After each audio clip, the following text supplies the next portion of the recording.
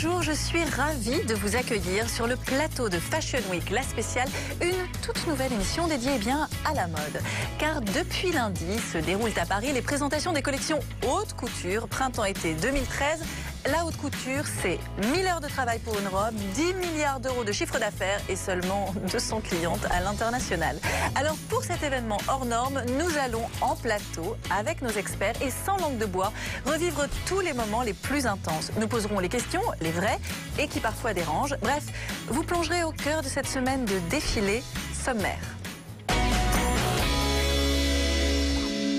Retour sur la semaine événement à Paris, les présentations des collections haute couture printemps-été 2013. Cette semaine, Paris a été le centre du monde de la mode. Pour autant, Paris en est-elle toujours la capitale? Quelles seront les tendances de demain? Qui de Dior, Chanel, Gaultier ou Versace a remporté le match? Qu'en pensent les people? Il y a 2 ou 3 robes que je verrais bien sur ma femme. Quelles sont les questions existentielles que vous vous posez sur la mode? Comment nos hommes seront-ils habillés l'hiver prochain? Est-ce la rue qui influence la haute couture ou la haute couture qui dicte à la rue ses codes? C'est moderne, c'est juste, c'est impeccable. À quoi sert une Fashion Week? Et qu'en pensent nos experts? Fashion Week, la spéciale, vous emmène dans les coulisses et au cœur des défilés. Red carpet, backstage, podium, vous ne raterez rien. La mode sous toutes ses coutures et sans langue de bois, c'est maintenant. Un sommaire chargé, comme vous l'avez vu, et que nous allons décrypter donc avec nos experts, que je vais tout d'abord bien sûr vous présenter. Pascal Mourier, spécialiste et critique de mode, vous avez suivi pour nous cette semaine de défilés. Vous avez assisté, je crois, à des dizaines de défilés. Combien, Pascal? À peu près une trentaine. D'accord, pas trop fatigué? Cuit. Bon. Complètement cuit. Eh bien, vous nous expliquerez tout cela tout à l'heure. À côté de Pascal, la charmante Raphaëlle Orsini, vous êtes responsable mode du site internet Grazia. Quelles ont été les réactions les plus vives sur le net? Eh bien, vous nous en parlerez tout à l'heure. Stéphanie Renoma, vous êtes styliste et vous nous expliquerez comment les podiums influencent la rue, à moins que ce ne soit la rue qui influence les podiums, car de l'un à l'autre, il me semble qu'il y a plusieurs pas. À côté de vous, Delphine Appiou, vous êtes rédactrice en chef du magazine Biba et vous évoquerez avec nous l'aspect très sociétal de la mode. Je crois avec plaisir. Il y a beaucoup à dire aussi sur le sujet. Mais tout d'abord, comme on va parler haute couture, on se pose la question, mais c'est quoi exactement la haute couture, Pascal ? Aujourd'hui, la haute couture, c'est quelque chose d'absolument formidable. C'est-à-dire que c'est un grand laboratoire aidé où on peut faire absolument ce qu'on veut quand on a les moyens. Alors quand on n'a pas de moyens et qu'on est un petit couturier, on bricole des trucs et on fabrique des machins. Le tout, c'est d'avoir une notoriété suffisante. Et la haute couture, aujourd'hui, sert quand même et surtout à ensuite décliner des lignes de prêt-à-porter et pouvoir se lancer dans une production quasi semi-industrielle avec beaucoup de main-d'œuvre, beaucoup de savoir-faire. Il y a l'image de la haute couture qui est trimballée dans les médias, celle à laquelle on veut se raccrocher. Et puis, il y a la haute couture qui travaille, qui bosse et c'est des gens extraordinaires. Comme dit Lagerfeld, c'est un peu un luxe pour les initiés. Si on ne connaît pas, c'est... Oui, mais on peut toujours aller à l'école, on peut toujours s'initier soi-même, on peut lire les journaux, on peut lire d'autres journaux, on peut aller sur Internet, on va chercher des trucs. La presse est là pour démocratiser et vulgariser la haute couture. Oui, parce qu'il ne faut pas aller que sur Internet, il faut acheter des journaux, il faut toucher les gens. Merci Pascal. Non, c'est très important de poser sur la table une photographie, plutôt que de se trimballer avec son écran comme ça. Oui, puis c'est un petit peu... Il y a la métaphore automobile aussi. Moi, on m'a toujours appris ça, que la haute couture, c'était un peu comme la Formule 1 pour les voitures. On teste, en fait, c'est une sorte de labo, finalement. Oui, puis mais comme ça, on saura de quoi ça fait demain. C'est un petit peu élitiste. Moi, je préfère dire Coupe du monde de football. C'est-à-dire cette semaine, pendant les présentations. C'est populaire, c'est sûr. On a eu un grand frisson, mais c'est vrai que pendant un défilé, on peut ressentir un grand frisson. Oui, alors, la haute couture, ça sert à vendre aussi. Au défilé de haute couture, les premiers rangs, ce sont des acheteurs, des acheteuses qui sont là. C'est pas la presse, c'est souvent au deuxième rang. Et au premier rang, ce sont des gens russes, des gens du Moyen-Orient, des acheteurs, des gens d'Inde. Il n'y a pas encore de Chinois. Il va peut-être y avoir des Chinois prochainement, mais ce sont des acheteurs. C'est beaucoup d'argent aussi la haute couture. D'accord, donc il y a plus de clients que de presse. Enfin, nous avons suivi cette semaine de haute couture. Et pour vous, en images, voici un résumé du premier jour.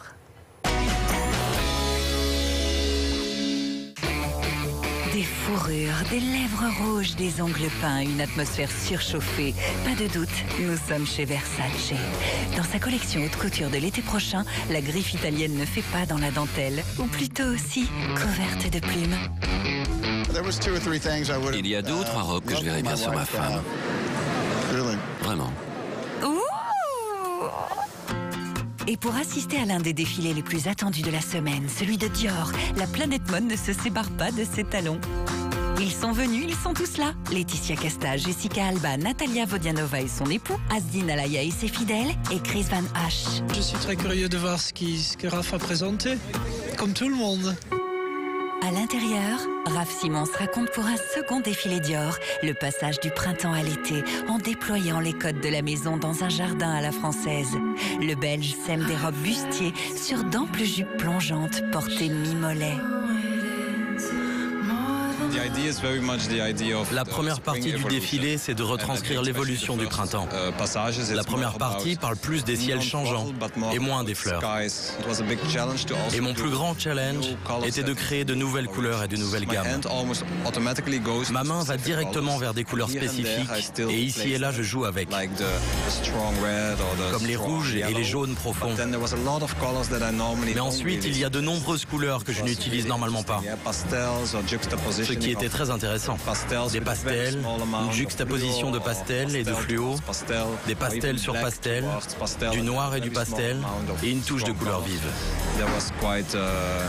Il y a beaucoup de recherches pour en arriver là. Que ces fleurs sont délicates. C'est la première fois que je voyais un défilé de Raph Simons. J'ai trouvé ça beau, j'ai trouvé ça jeune. Un très très beau travail des ateliers de la maison Christian Dior. Oui, magnifique, vraiment. J'ai trouvé ça extrêmement poétique, comme un très très très beau spectacle, vraiment. Plein de promesses pour l'avenir. Merci Carole. Un passage sous la tour et nous retrouvons au Théâtre du Châtelet les petites mains de Maurizio Galante. Sans elle, la haute couture n'existerait pas. Et Maurizio non plus. Ce qui serait extrêmement dommageable pour toutes les femmes. Et dans le podium, beaucoup de femmes différentes. Et chacun il raconte une histoire, chacun c'est une planète différente. Maurizio aime les femmes, toutes les femmes, et surtout les mannequins des années 90, celles qui bougeaient comme des femmes.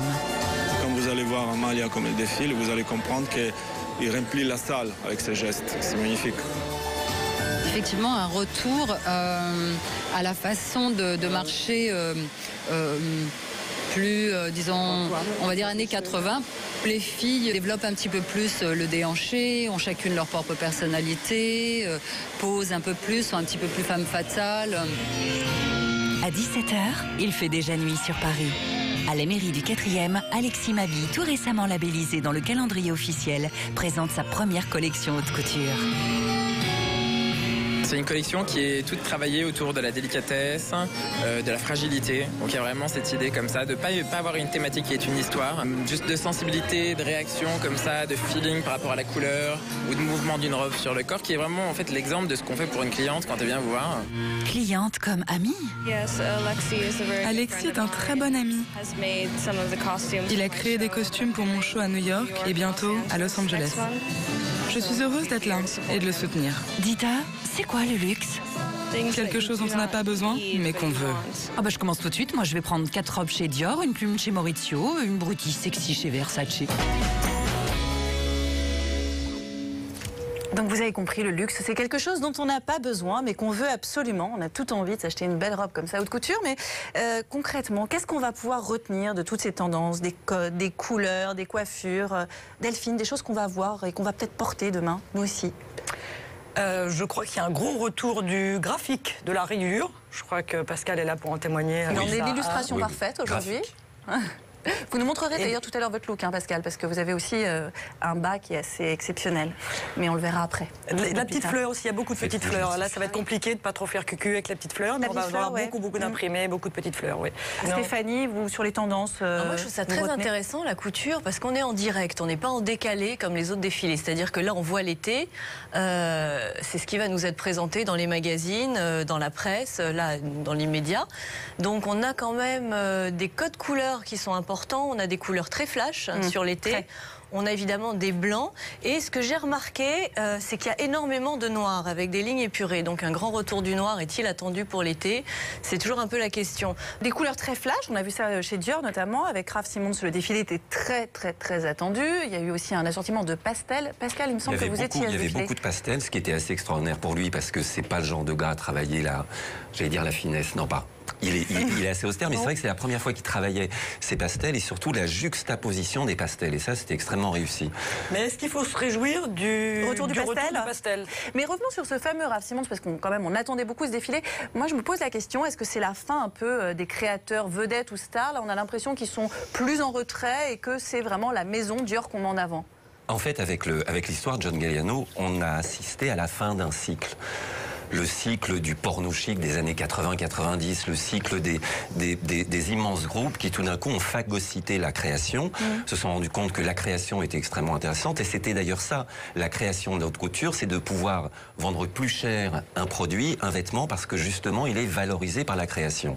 Donc les grands groupes ont décidé de phagocyter toutes ces petites maisons et il y a eu immédiatement une réaction globale qui a été de mettre en place un système où les jeunes couturiers, des toutes petites maisons, des artisans, allaient pouvoir s'installer. Et ça a été en fait le travail de la Fédération de la couture, de placer à côté des Dior, même Gaultier, aujourd'hui c'est plutôt un grand, même si on a toujours l'impression que c'est un enfant terrible. C'est un grand.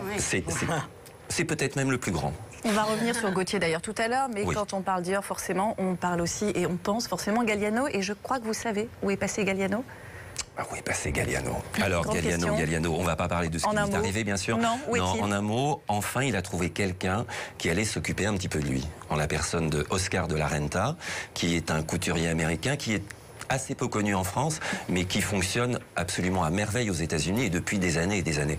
Et Oscar de la Renta, aidé, j'allais dire vraisemblablement, non, aidé par Anna Wintour, a fait en sorte que, John aujourd'hui, il est sorti de ses cures de désintoxication, il s'est mis un petit peu au vert, il a commencé à boire de l'eau, à manger de la salade. Avec Anna Wintour, c'est un joyeux trio et ils vont au restaurant et surtout, ils mangent de la salade. Surtout, il faut que John continue de travailler. Bon. Oui, bien sûr. Donc en tout cas, on sait maintenant où est John Galliano. Mais avant de développer plus avant et de reparler de John Galliano, on va jeter un œil sur les présentations de cette deuxième journée.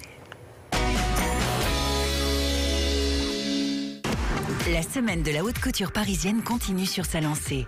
C'est l'heure de la répétition pour Julien Fournier. En coulisses, on s'active. Les modèles sont coiffés, maquillés, prêts à fouler le podium. Parmi les invités, l'un des pères spirituels de Julien Fournier, le créateur mythique des années 90, Claude Montana. Et du côté des mannequins, une femme prête à accoucher. Là, j'avais vraiment envie de montrer la vie en vrai sur un podium parce que souvent, le fait d'avoir des enfants dans la mode, c'est mis de côté alors que c'est une vraie phase dans la vie d'une femme. Et j'avais vraiment envie de la montrer dans son gracile, dans sa sensibilité. Et puis, cette constellation sur le ventre comme ça. Futurisme, japonisme et élégance, des thèmes chers à ce jeune couturier que nous retrouverons bientôt, c'est promis.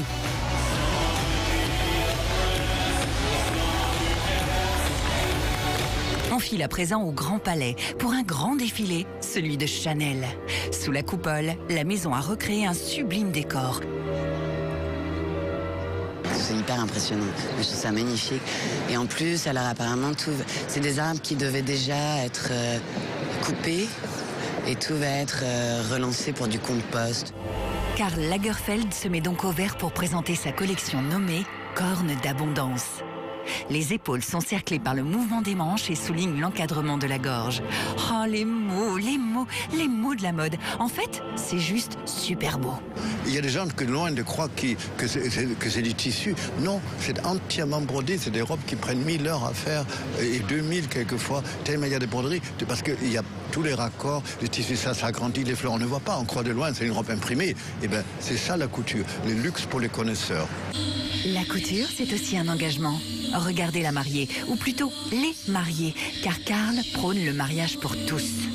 Je trouve que c'est une très bonne idée et surtout, ça ne devait même pas poser de problème en France où l'Église et l'État sont séparés. Bon, que les églises continuent à faire leur petit mariage où les gens divorcent aussi. Et puis, vous savez, il ne faut pas exagérer le coût du mariage dans un pays comme dans d'autres où 50% des mariages ressentent divorce de toute façon. Et alors, si ça ne plaît pas aux gens mariés, eh bien, de toute façon, ça existe, les filles avec un enfant. Karl Lagerfeld, digne fils de Coco Chanel, en perpétuel combat contre l'intolérance. Ce n'est qu'un début, continuons-le. Bonjour Stéphane Roland. J'ai fait des capes inversées. Il y a beaucoup de choses à propos de la cape cette saison. Tout extrêmement graphique, épuré, presque linéaire. Vous connaissez mon penchant et mon amour pour l'architecture, pour l'art. Là, je l'ai vraiment développé encore plus cette saison. Et Yasmine Lebon adore. Ah oui, c'est beau. Je veux dire, c'est à couper le souffle. Juste sublime. J'ai adoré la mise en scène, les violons, les violonistes étaient superbes, tous les vêtements très beaux, modernes, fluides, de très jolies coupes complexes, mais très féminins. J'ai adoré. Enfin, à quelques centaines de mètres à vol d'oiseau, dernière étape chez un couturier un peu particulier car il est aussi plumassier. Plumassier, celui qui aime jouer avec les plumes. Je suis parti en Afrique du Sud. J'ai découvert plein d'oiseaux, des volières, des réserves naturelles. Et en fait, je me suis inspiré des oiseaux de l'Éden. Je me suis dit, je vais dans un autre monde, Adam, Ève, tout ce qui est très fleuri. Le créateur emprunte dans cet envol les écailles de serpent, des plumes évidemment, en les sublimant dans d'incroyables mélanges. Pour moi, les femmes, ce sont des oiseaux où il faut donner une belle parure. Elles sont déjà tellement belles naturellement qu'en plus, donner une petite touche en plus, c'est un oiseau rare, quoi. Ah ouais, c'est ça, un oiseau rare, comme moi. Alors Stéphanie, est-ce qu'on est toutes un peu des oiseaux rares et est-ce qu'on va porter des plumes? Très franchement, on va porter des plumes demain? Je ne sais pas si on va porter des plumes, mais en tout cas, je suis ravie de voir ces talents, ces créatifs faire des choses aussi extraordinaires et originales.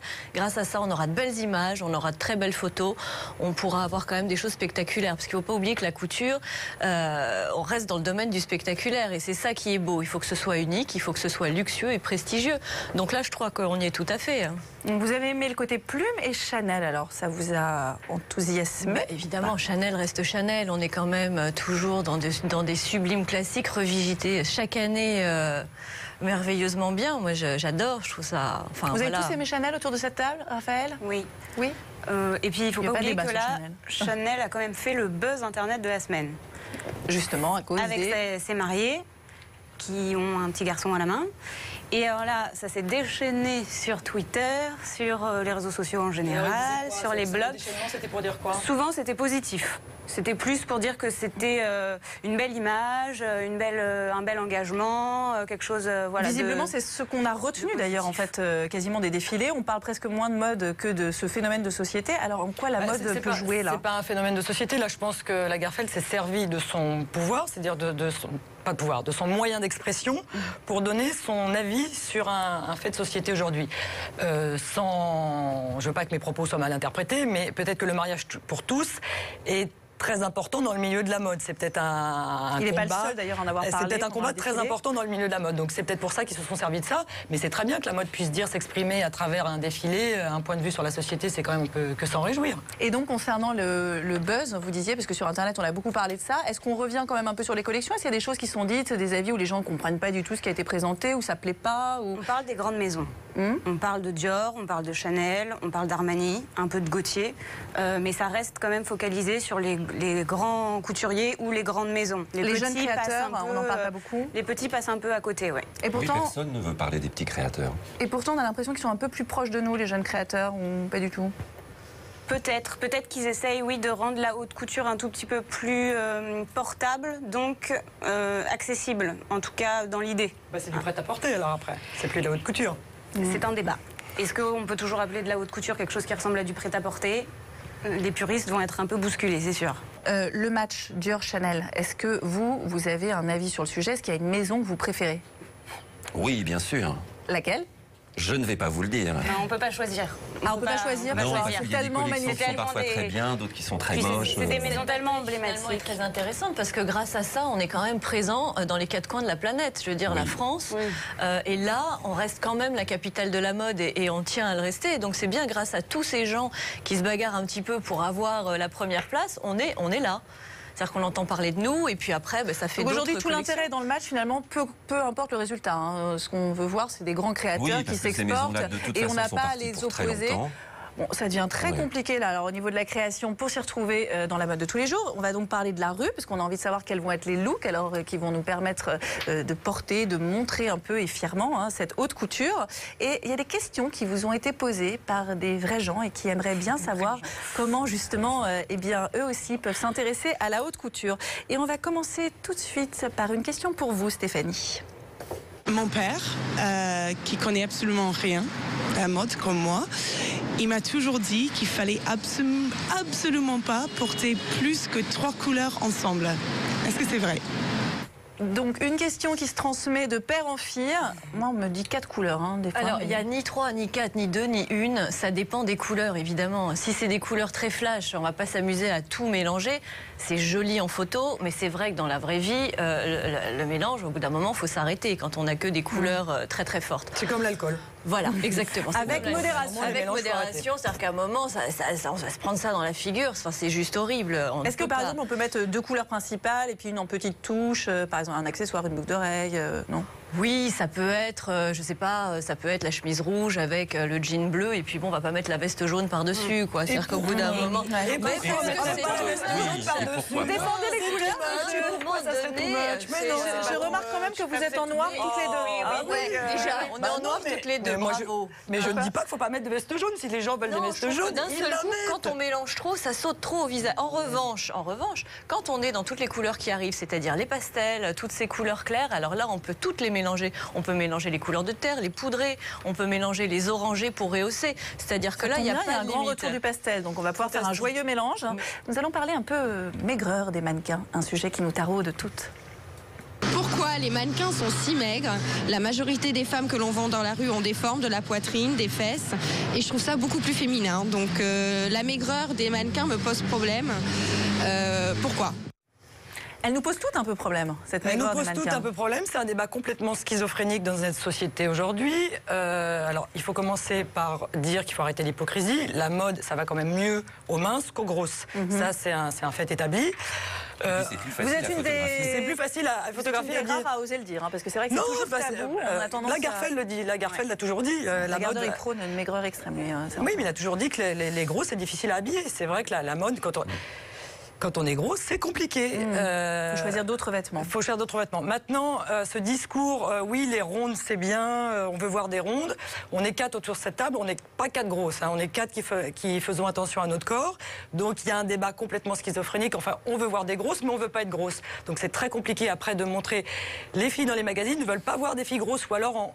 one shot, un petit coup comme ça pour leur dire oh, elles sont super bien dans leur peau, c'est génial. Mais après on a tous les régimes, on a toute la philosophie du corps svelte et mince. Oui, puis il faut dire aussi quand on fait des shopping dans des magazines, c'est très compliqué des fois de trouver des shopping avec des tailles spécifiques. Il n'y a pas. Les showrooms ne donnent pas aux magazines. Moi, même dans le prêt-à-porter, moi j'ai une copine qui est ronde, on lui a rayonné parce qu'elle a demandé une taille 4. On lui a dit mais madame, il n'y a pas de taille 4. Oui, alors que c'est pourtant... Oui, mais à un moment donné, je veux dire, tout le monde a le droit aussi... Enfin, les femmes ont le droit de se sentir belles. C'est pas parce qu'elles sont rondes qu'elles doivent être condamnées. Mais combien... Ça m'énerve ce discours parce que c'est pas vrai. D'abord, quand on est rond, on n'est pas bien dans sa peau. Mais si, je connais des femmes rondes qui sont bien dans leur peau. Mais c'est pas vrai. Mais non, c'est pas vrai. C'est une question de proportion. Après, on s'habille un peu différemment. C'est comme quand on fume, on a envie d'arrêter de fumer. Quand on est gros, on a envie d'être plus mince. C'est pas vrai que quand on est gros, on s'en mais c'est faux, c'est archi faux, ça. Mais moi, je travaille avec des femmes qui peuvent être rondes, qui sont dingues de mode, qui ont envie d'être féminines et sexy. C'est le discours qu'elles vous tiennent. Ça, c'est le discours qu'elles vous tiennent. Non, mais Stéphanie, d'ailleurs, on va pas les mettre dans un rouleau compresseur. Mais c'est pas un rouleau compresseur. Et pourquoi nous? Il y a combien de rondes là sur 4 femmes? Il y a combien de rondes? Ah ben oui. Mais dans ce cas-là, on peut. Je suis désolée. On fera une émission mode spéciale ronde parce que je crois que ça mérite vraiment débat entre ça et effectivement de mettre aussi dans les magazines des femmes parfois plus âgées ou de faire défiler des femmes un peu de la vraie vie. On pourrait débattre encore pendant 1 heure parce qu'il y a beaucoup à dire sur le sujet. Mais on va continuer avec une question mode plus pointue qui vous est adressée. Alors moi j'ai toujours voulu savoir si on pouvait mettre des baskets avec une jupe. Basket et jupe, c'est possible ou pas? Oui, c'est possible. Évidemment que c'est possible. Moi, aussi, jean flair, on peut pas le mettre avec des baskets. C'est vrai, ça ou pas? Il faut essayer. De toute façon, on apprend de ses erreurs stylistiques. D'accord. On essaye, on voit. Il faut respecter sa morphologie, effectivement. Il faut respecter ses goûts. Il faut se respecter soi-même un peu avec la mode. Et est-ce qu'on va sur les blogs pour connaître justement ces tendances et savoir qu'est-ce qu'on peut faire? C'est quoi un fashion faux pas? On peut. Après, faut pas. La mode, c'est pas que des contraintes, que des tendances à suivre absolument, que des choses très strictes. Il faut un peu se détendre et on essaye et on voit ce qui se passe. La mode, c'est trouver son style aussi. Voilà. Ça, c'est quelque chose qui prend beaucoup de temps. C'est très compliqué. Des années. C'est des années, mais les magazines sont là aussi pour aider. Mais trouver son style, c'est ce que vous dites, c'est tout à fait juste d'essayer de faire des erreurs pour finir par trouver ce qui nous convient dans la mode. Et c'est notre propre mode. C'est pas la mode qu'on nous impose. Exactement. Alors justement, quand on parle mode, on se pose aussi beaucoup cette question. Les créateurs trouvent aussi une source d'inspiration dans la rue. Alors c'est quoi? C'est la rue qui inspire les podiums qui inspirent la rue. Qui inspire qui dans cette histoire? C'est un peu le serpent qui se mord la queue. C'est-à-dire qu'un créateur, au départ, il s'inspire de ses voyages, il s'inspire des magazines, il s'inspire des gens de la rue, il s'inspire de ses rencontres. Et puis tout ça, il arrive évidemment à le capter, à le digérer et à sortir des collections qui ensuite, les gens qui vont les voir vont aussi avoir leur propre interprétation. C'est ça qui est intéressant dans la mode, c'est qu'il n'y a pas de limite, il n'y a pas de fin. On peut toujours créer, on peut toujours produire et il va toujours se passer quelque chose de différent selon les associations. Et donc, au final, c'est une boucle intéressante. Tout le monde s'inspire de tout le monde et c'est pour ça que c'est un métier quand même qui arrive à englober pas mal de moyens différents d'expression. Moi, je trouve ça, non, c'est un éternel recommencement. Oui, c'est un éternel recommencement. Que de la rue, qui passe lors d'une interview, moi, il m'avait raconté qu'il se mettait dans sa voiture et qui roulait dans les rues pour regarder comment les filles étaient. Parce que alors là, s'il est pote avec Anna Wintour, je sais pas comment elle va faire pour s'inspirer de la rue, mais parce qu'elle a pas avec des vitres fumées. Si. Avec des vitres fumées, bon, il verra pas bien les couleurs, mais il verra les formes. Il verra la rue, mais vraiment de très loin. On va pas forcément parler de nos amis les hommes, la mode masculine, et on verra d'ailleurs votre tenue à ce sujet parce que nos amis, comme nos amis les bêtes, voilà, c'est ça. Les bêtes aussi, hein, on a des poils aussi. Pascal vous expliquera tout ça tout à l'heure. Mais n'oublions pas qu'avant ces 5 jours de haute couture ont eu lieu les présentations des collections de mode masculine automne-hiver 2013-2014. Alors mesdames, comment allons-nous habiller nos hommes, nos amis, nos amants l'hiver prochain? Allons-nous les rhabiller ou les déshabiller? Petit aperçu de ce qu'on a pu voir sur les podiums. Paris, vêtu de son manteau de neige, nous fait glisser sur les collections hommes de l'hiver prochain. Sur les podiums, les créateurs assument leur piste. Nos mâles deviennent décomplexés, gentlemen d'un nouveau genre, en phase de féminisation. La mode masculine, elle commence à emprunter de plus en plus de codes de l'univers féminin. Et on a envie de retrouver cette richesse de vestiaire qu'on a connue dans l'histoire. Et on est resté 2 siècles comme ça, enfermés en carcan, veste, gilet, pantalon de la même couleur, une cravate et tout. Et je crois que là, on sort de ça. Chez Louis Vuitton, on assiste à une belle ornementation avec du léopard des neiges, inspiration Himalaya. Autre ornementation, mais pileuse cette fois, chez Yuji Yamamoto. Fausse moustache, vrai mal. Je veux vraiment rendre la mode intéressante et surtout joyeuse.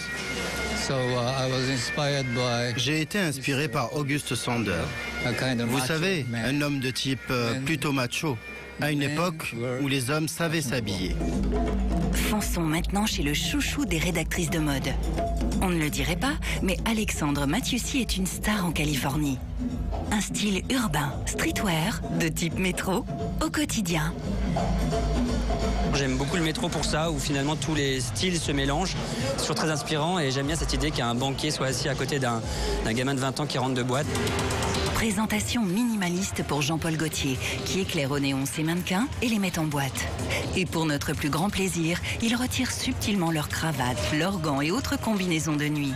Du classique en somme. Et sachez messieurs que vous n'êtes jamais obligés d'adopter le total look. Sauf peut-être pour lui. C'est important de prendre la mode sur des touches, ça peut être des accessoires, ça peut être des détails sur les vêtements qui vont faire que ça va être un peu différent et qu'on ne va pas ressembler à tout le monde. Ces accessoires sont de Walter van Berendonck, terrible chef de file de l'avant-garde belge, apporté par touche évidemment. Pour l'homme de demain, on commence avec le triptyque de couleurs de l'italo-japonais Nicola Formichetti. Il transforme ses modèles en guerriers 2.0. On vit dans 3 mondes différents. C'était le point de départ, avec les couleurs vert, rose et bleu. avec des silhouettes soit très près du corps, plus amples ou entre les deux. Tout a été fait dans la symbolique de la Trinité. On est parti sur cette idée de jeu vidéo. Et maintenant, abordons les vrais enjeux de la semaine. Chris Van Hache présentait sa propre collection. Il rêve de casser les codes, tous les codes. On peut être qui on veut à travers les vêtements et on n'est plus soumis à des codes et des règles. Il y a ce sweatshirt avec 6 ou 7 tissus différents dans une seule pièce. On peut presque mettre un métier ou un style d'homme sur chaque type de tissu, tellement nous sommes bourrés de codes. Et je me suis dit, ben non, on peut être tout.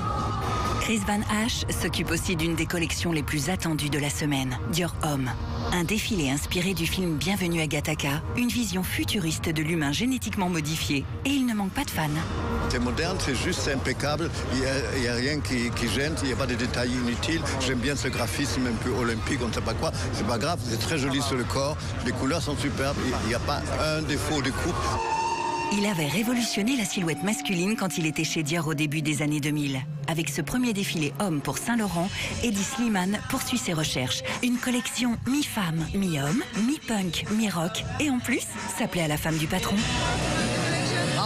Il est fantastique. Vous savez, c'est la première fois que je vois des hommes sur un podium. C'était très excitant. Et Eddie, Selma? C'est vraiment un génie. Ah, la mode. C'est vraiment une histoire d'amour.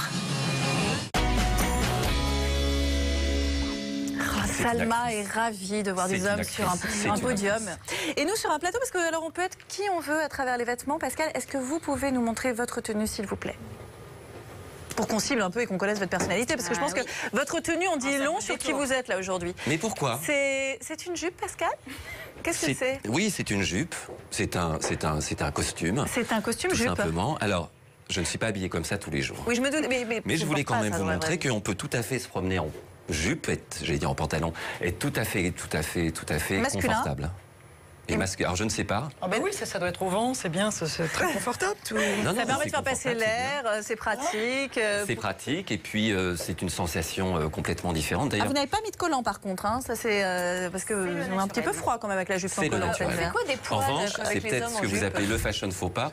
J'ai mis des chaussettes. Oui. Ah, les chaussettes, oui mais noires, pas blanches. Ouais. Chaussettes noires, ça passe. En tout cas, c'est très bien. Mais concrètement, c'est très joli, c'est poilu sur le dessus. Mais concrètement, qui va porter des jupes pour hommes? À part Marc Jacobs, on sait et Pascal. Et Pascal. Et Jean-Paul. Et Jean-Paul. Voilà. Ça fait 3 personnes. C'est pas mal. C'est pas mal. Mais H&M, il y a quelques années, avait essayé de vendre des jupes pour hommes. Mais c'était une fausse jupe, c'était un short qui était... Non, c'était un short, c'était une jupe. Non, mais... Mais a-t-on envie de voir les hommes en jupe? D'accord, c'est ça la vraie question. D'accord, c'est de la provocation, la jupe pour homme. C'est de la provocation parce que simplement, quand on est un homme, et ça vous pouvez vraiment pas savoir ce que c'est. On essaye, on y réfléchit, mais... La vraie difficulté, c'est de se dire le matin, qu'est-ce que je vais mettre comme cravate? Ou qu'est-ce que je ne vais pas mettre comme cravate? Donc vous n'êtes pas posé la question ce matin? Non, parce que ce matin, pas de cravate. Puis en plus... Total look. Comme ça, c'était beaucoup plus simple, c'est l'uniforme. Mais comme ça, vous n'avez pas le problème de la cravate aujourd'hui. Mais sur la féminisation de la couture aujourd'hui, on bouscule aussi un peu les codes. On a beaucoup de choses qui font. Alors pour moi, la féminisation, ça serait pas, évidemment, c'est pas au premier degré, mais ça serait peut-être une façon de voir la vie en général. Ah, d'accord, une donc façon de voir les optique, choses. C'est-à-dire, oui, c'est-à-dire qu'aujourd'hui, on se voit dans cet axe-là, et bien on va essayer de se voir plutôt dans cet axe-là, c'est-à-dire de garder la façon qu'on a de voir la vie et les choses en général, mais surtout d'être à même de pouvoir, hop, changer son optique, de changer son axe. Qui se féminise, hop, il se dirait quoi? Il verrait comment? Il se verrait quoi? D'autres choses. Bah, il se dirait, tiens, j'ai envie d'aller essayer, par exemple, tous les vêtements des collections de mode masculine d'été, d'hiver, dans les grands magasins, pour voir ce que c'est. C'est-à-dire que les hommes n'ont pas la culture... On n'y est pas, là, on a de la route, là, quand même. Les hommes n'ont pas la culture de ce fameux espace qu'il y a entre la peau et le vêtement. C'est-à-dire un homme, depuis le 19e siècle, on lui a mis un costume, c'est un monolithe, il ne doit pas bouger, il ne doit pas changer. Et aux filles, on va faire frivolité, vous allez être très jolies, mes copains. C'est peut-être le retour de la peau de bête qu'il faudrait pour féminiser. Mais non, pas du tout. Alors, il faut trouver un autre mot que féminiser, mais il faut essayer des choses. Il faut que les hommes aient envie de s'habiller, de mettre autre chose qu'un jean, un t-shirt. Est-ce que les jeunes, par exemple, Raphaël et Delphine... Moi, mon amoureux rentrerait avec une jupe. Ah, vous aimeriez? Non, j'aurais un petit fou rire. Je me dirais d'abord, merde, c'est Mardi Gras, j'avais complètement oublié. Et ensuite, Mais est-ce que les jeunes, par exemple, les trentenaires vont faire ça, vont jouer comme ça avec des codes très féminins? On a vu ça un peu avec la métrosexuelle. Pas tellement ça. Non, pas tant que ça. Bon, les cheveux longs. Les cheveux longs pour hommes. Mais beaucoup moins aujourd'hui, les cheveux longs pour hommes. Beaucoup moins. Il y en a eu beaucoup. Aujourd'hui, là, il y en a moins. En tout cas, on va réfléchir. Alors, est-ce qu'on va faire pousser les cheveux de nos hommes? Est-ce qu'on va leur mettre des bijoux, les maquiller aussi peut-être, parce qu'il y a du maquillage pour hommes. C'est pas mal, ça permet d'enlever les cernes. Et nous, en attendant, on va reprendre notre marathon haute couture avec le résumé de la 3e journée. Il faut bien l'avouer, la haute couture est parfois terriblement ennuyeuse. Mais parfois, et c'est ça que l'on cherche, vous ressentez un tel frisson que les larmes vous montent aux yeux. Et là, vous pleurez comme une madeleine. C'est arrivé chez Jean-Paul Gaultier.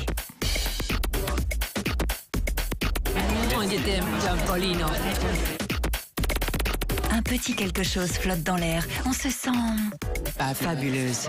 Mais pourquoi? Parce que mes pieds sont argentés et que ma coiffure est très Brigitte Bardot. Choucroute chignon sur pied d'argent? Jean-Paul Gaultier, expliquez-vous. Il y avait l'idée de patchwork qui est quand même survenue d'un seul coup comme une espèce d'évidence. Après, par des lignes que j'aime bien, et je voulais faire quand même le côté gitane, sexy, mais en même temps avec la fluidité, la liberté. C'est-à-dire que je voulais pas faire comme des drapés que je fais d'habitude, qui sont un petit peu plus rigides. Le patchwork des vêtements, c'est le patchwork des cultures. Nomadisme et métissage, les Digan Gaultier voyagent depuis l'Inde et le Rajasthan, entre effervescence et sérénité. Quand on a des excès, on a besoin aussi d'avoir une balance avec quelquefois un peu comme une épure, de la pureté et le côté plus zen. Attention, il est là. Oh, le grand frisson, le mariage pour tous, l'adoption. Jean-Paul, tu nous as eus. Bien, ressaisissons-nous. Le grand frisson peut aussi vous tomber dessus quand vous touchez les robes de Yichinine. Son truc à elle, c'est la base, c'est le fil. Ce qui me plaisait dans le fil, c'est que ça induisait à la fois quelque chose de contraignant qui pouvait lacérer, qui pouvait se montrer d'une grande violence, d'une grande tension, et à la fois c'est quelque chose qui est extrêmement fragile et qui se détend, qui se détisse, qui s'effiloche. Et donc c'est ce contraste-là que j'ai cherché à évoquer au travers de cette collection. Bon, sans cérébraliser la chose, surtout pas. Regardez bien ces modèles et imaginez ces fils effleurant votre peau. J'ai trouvé quelque chose de très très délicat, mais en même temps c'est bien construit comme collection. Je trouve c'est génial. De toute façon, une bonne collection, ça se sent, ça se hume. Pas besoin de mots, Christophe? J'ai plus d'aptitude à m'exprimer à travers les robes que je présente, plus qu'à travers les propos que je peux tenir. Mais vous savez, Christophe Josse, il en faut quand même des mots pour raconter ce que vous faites. À la télé, on vous voit, mais comment on ferait sans les mots dans les journaux? Bon, là, on a frissonné. Un petit peu aussi ici, mais c'était pas un défilé, mais une espèce de pièce de théâtre. Le départ de cette collection, c'est une femme tout simplement qui était une grande collectionneuse d'art du XXe siècle et aussi une femme qui a mené une vie hors norme et qui n'est autre que Peggy Guggenheim, voilà. Peggy Guggenheim, une collectionneuse hors pair d'œuvres d'art et surtout d'hommes.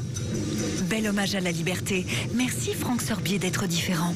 Envie de présenter les choses différemment, donc c'est vrai qu'il n'y a jamais eu de catwalk chez Franck Sorbier en haute couture.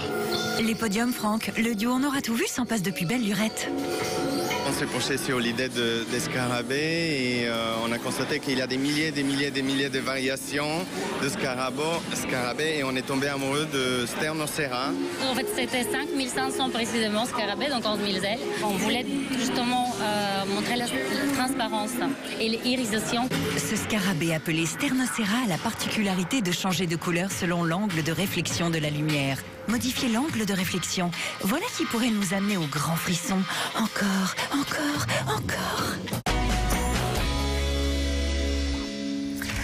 Alors, JPG, autrement dit Jean-Paul Gaultier, est-il toujours le chouchou des fashionistas, Raphaël? Oui. Oui, Jean-Paul Gaultier, c'est un mythe, c'est un personnage, il est sympathique, on a envie d'être son meilleur ami ou sa meilleure amie, et qu'on aime ou pas, finalement, c'est un peu secondaire. C'est toujours joyeux, c'est le bon côté de la mode, Jean-Paul Gaultier. C'est joyeux, c'est coloré, ça se prend pas la tête, en fait, c'est pas élitiste. Le personnage.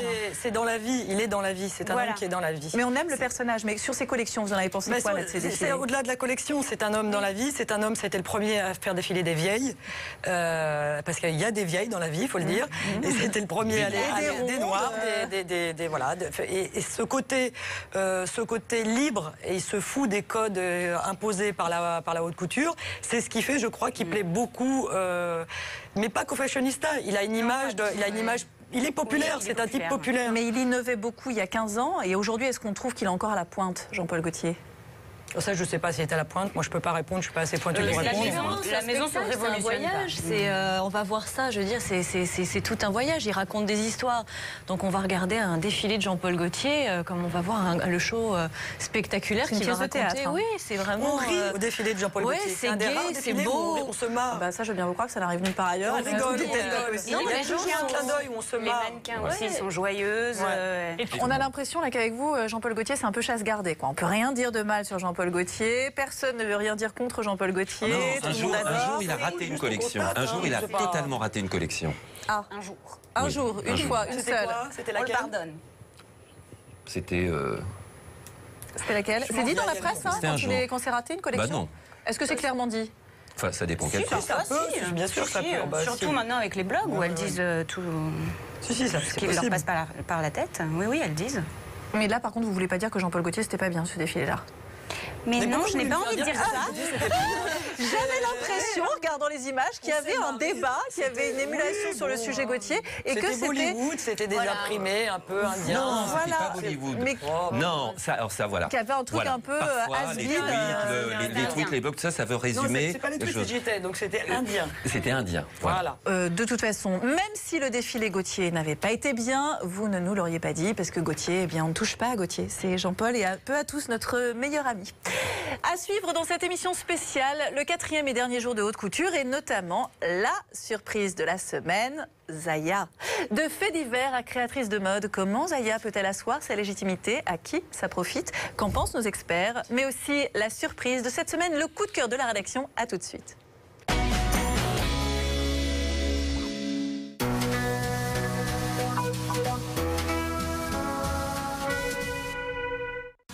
This is a man's world. This is a man's world, nah.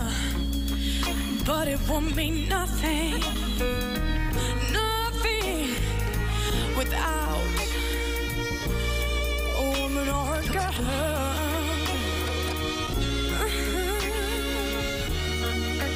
Coco Mademoiselle, Chanel. Vous n'utilisez pas votre voiture?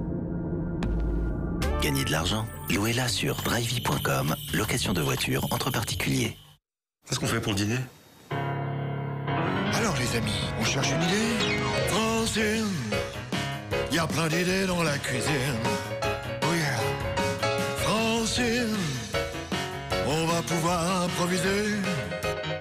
Ça vient tout seul l'inspiration des cuisiniers. Francine, recette sucrée ou bien salée. Oh yeah. Francine. Francine inspire la cuisine.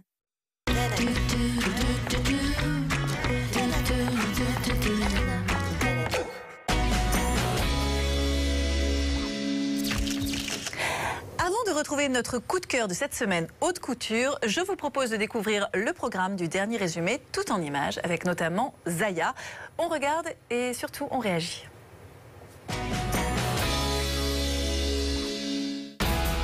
La haute couture, c'est un peu comme un laboratoire. On y mitonne à grands frais des expériences qui parfois peuvent s'avérer enrichissantes. Prenons par exemple le cas de Zaya. Elle présentait dans le cadre du calendrier Off sa 3e collection. On ne peut rester insensible à cette sulfureuse cocotte. Soit on l'ignore, soit on l'adore. Bien sûr que je suis fière. Heureuse? Heureuse, très heureuse. Zaya est quand même là pour travailler. Un défilé, ça sert à rassurer les investisseurs, les acheteurs et la presse de la pérennité d'une marque. C'est vraiment un personnage qui a son univers et qui assume jusqu'au bout. Assumer, mais toujours rassurer. Rassurer ses amis, sa maman, ses banquiers. Tant sur le plan créatif qu'économique et financier. Tiens, si j'allais voir mon banquier habillé comme ça. Très cher ami, bonjour. Ça n'empêche qu'il y a derrière cette femme soi-disant sulfureuse quelque chose de très beau et de très joli. Je pense qu'elle a su très très bien s'entourer. Parce qu'en fait, une troisième collection, ce n'est qu'un début. Si les choses évoluent comme elles devraient évoluer, elles pourraient nous surprendre de la même manière que Victoria Beckham, c'est-à-dire que 4, 5, 6 peut-être saisons après, Victoria Beckham propose aujourd'hui une collection que nous aimons tous. Jouer sur la durée. La mode, et plus spécialement encore la haute couture, c'est un travail de marathonien. Elie Saab en est un. C'est beaucoup d'artisans qui sont derrière toutes ces robes magnifiques et c'est formidable que ça existe encore aujourd'hui. Un très beau travail de mousseline, de biais, d'incrustation de dentelle, très féminin en fait. Une ode à la délicatesse avec des robes crinolines transparentes parsemées de broderies fleuries et d'arabesques baroques. Mais qu'est-ce qui me prend de raconter des choses comme ça, moi? Elie n'est vraiment pas un garçon compliqué. J'aime bien, je le trouve toujours super simple, élégant et je trouve que c'est très flatteur.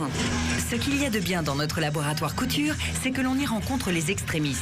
Tout ce qu'ils font est toujours extrême. Tous leurs désirs sont sans limite. Avec ou sans moyens, ils obtiennent tout ce dont ils rêvent. N'est-ce pas, Charlie Lemindu? La collection elle était basée sur les femmes qui m'impressionnent.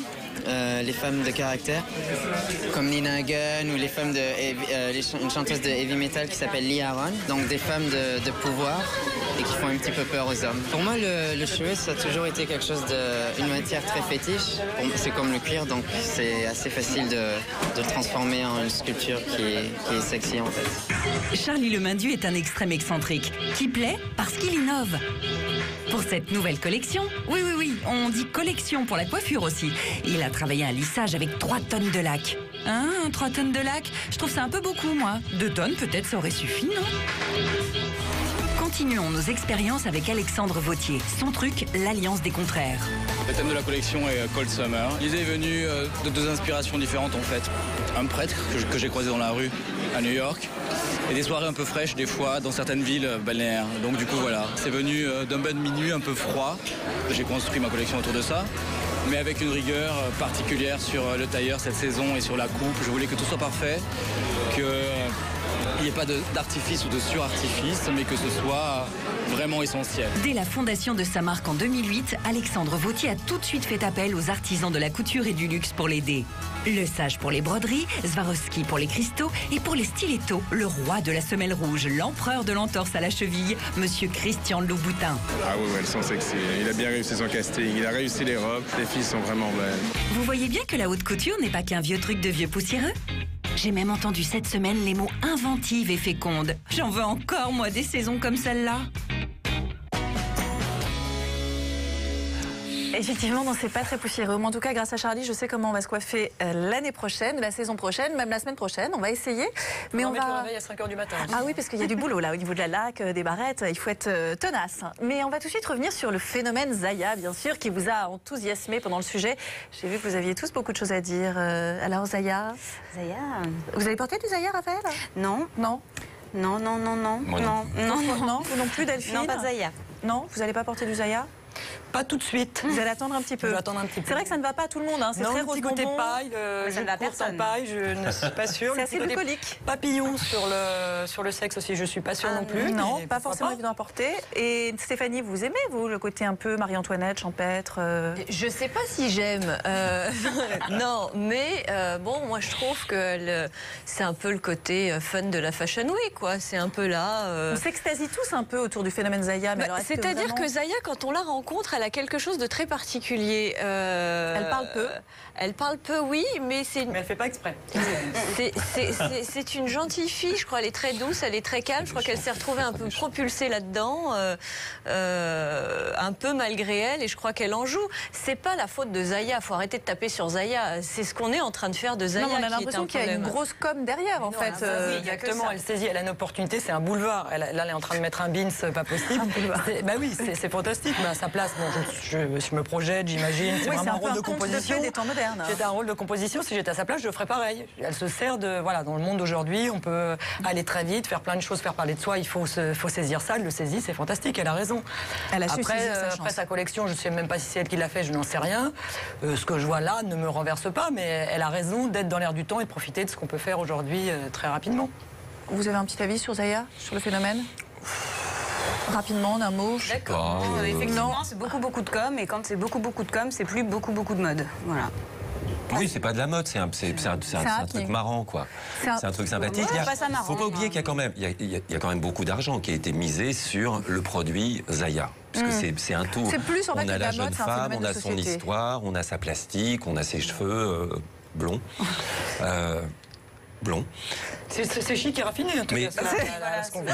La question qu'on se pose avec Zaya, pourquoi est-ce que les investisseurs qui travaillent le produit Zaya n'ont pas trouvé une styliste avec un petit peu de talent pour faire une collection qui fasse envie? Mais parce que Zaya, je ne sais pas... Elle incarne l'air du temps. Il faut savoir à qui c'est susceptible de plaire. Oui. Donc voilà, Zaya n'est pas quelqu'un de très chic et raffiné, son jugement de ma part, si je puis me permettre.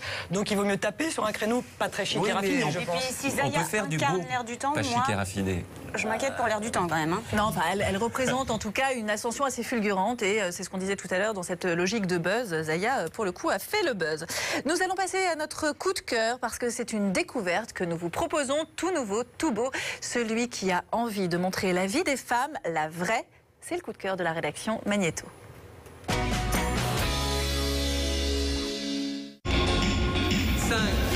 4, 3, 2, 1, 0.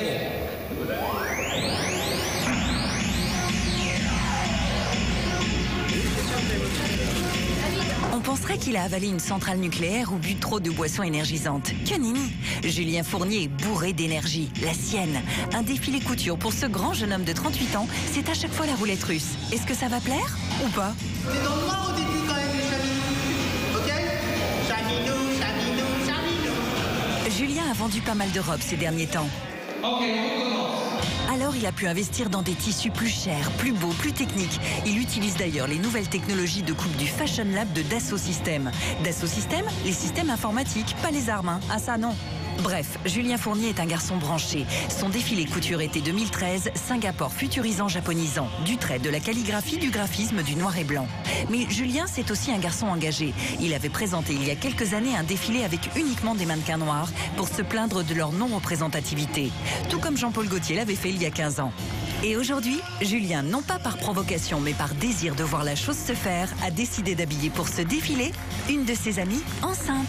Là, j'avais vraiment envie de montrer la vie en vrai sur un podium, parce que souvent, le fait d'avoir des enfants dans la mode, c'est mis de côté, alors que c'est une vraie phase dans la vie d'une femme. Et puis c'est beau, c'est gros, ça a des seins, on a envie de faire des câlins, c'est bon ça. Oh waouh, c'est vrai qu'elle lui va bien cette robe. Il était assis au premier rang, habillé d'un t-shirt, d'une chemise, d'un sweatshirt à capuche et d'un bombers, comme à ses débuts. Claude Montana, le créateur mythique des années 90. Julien avait travaillé à ses côtés pendant quelques années. Claude, qu'avez-vous pensé du défilé?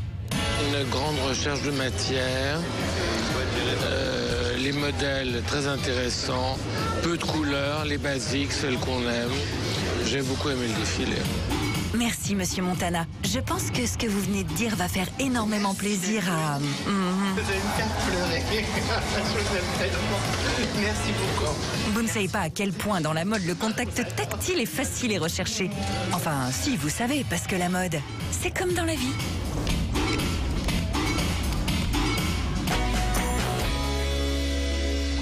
Bon, tout tout enceinte, on a compris, et en Julien Fournier, très bientôt. Pascal, est-ce qu'on peut rapidement revenir sur toute cette semaine? Vous avez retenu quoi? Qu'est-ce qu'on va porter? C'est quoi les grandes tendances du printemps-été 2013? Alors, les grandes tendances, peut-être qu'on va avoir certainement des fleurs, peut-être que dans les silhouettes, ça sera plus des pantalons que des jupes ou que des robes, mais il y aura forcément des robes et des jupes, parce que de toute façon, on ne peut pas faire autrement. Moi, ce que je retiens réellement de cette semaine de haute couture, c'est que la haute couture elle-même, on sent une envie de j'allais dire, descendre dans la rue. C'est vrai, de s'occuper du mariage, de parler des enfants, de faire défiler des femmes enceintes. On a l'impression que ça a déjà été vu, et c'est vrai que ça a déjà été vu, mais faut pas oublier que la mode, c'est quand même des très grands cycles. Alors à chaque fois qu'on revient dans un cycle, on repart sur un système. L'intérêt, c'est d'aller chercher chez ces jeunes couturiers et retrouver surtout le plaisir c'est comme quand on lit un magazine, plutôt que de regarder un article sur Internet, eh bien de toucher le vêtement, de l'essayer, de discuter avec quelqu'un qui surtout a un œil, vous regarde et vous dit oh, c'est magnifique ce que tu portes. Extraordinaire. C'est quoi votre robe, Sophie? Ah, bah écoutez, je ne peux pas vous dire. C'est une robe de créateur tout nouveau, tout beau. Raphaël, les couleurs qu'on va porter aussi pour cet été 2013? Beaucoup de pastels, du coup, du jaune, du rose. Et ce que je retiens, mis à part les couleurs, c'est les petites robes armure de Chanel, les petites robes boules de Dior. Et ce que je retiendrai pas, c'est Zaya. Armure, voilà. C'est Zaya. C'est ça, moi c'est armure, un peu imitation, oui, c'est chanelisant. C'est bien. Donc pas de Zaya, mais les robes armure, d'accord, donc c'est bon, je suis dans la tendance pour cet été. Stéphanie? Alors, moi je suis contente parce qu'on est quand même en période de crise et je trouve que cette couture, enfin cette semaine de la haute couture, nous a offert vraiment des robes magnifiques. C'est-à-dire qu'ils n'ont pas hésité à user de moyens. On a eu des techniques, je trouve, au niveau des volumes, au niveau des matériaux. Elle a été très très belle cette semaine. On a vu vraiment des choses nouvelles, intéressantes, innovantes. La couture ne connaît pas la crise. Voilà, la couture ne connaît pas la crise. Alors c'est vrai, moi je suis contente quand même de voir toute cette créativité. Je trouve ça très inspirant pour nous tous, pour vous aussi, j'imagine, pour les magazines, pour la presse papier. Donc on va quand même avoir bientôt aussi les Golden Globes. Donc on va voir toutes ces belles robes défiler. Donc on va être présent un petit peu partout. Moi je suis très très fière de notre Fashion Week française. Fière de la Fashion Week française? Moi je suis toujours contente de voir des robes de princesse. Alors oui, ça nous fait rêver. Ça me fait rêver, c'est magnifique. C'est un peu ça les valeurs de notre émission et de notre chaîne. Eh bien ce magazine est maintenant terminé. J'espère que nous vous avons apporté des informations précieuses et que vous porterez désormais un œil différent sur les défilés. Merci à vous d'avoir décrypté cette Fashion Week avec nous et à très vite sur Chérie 25.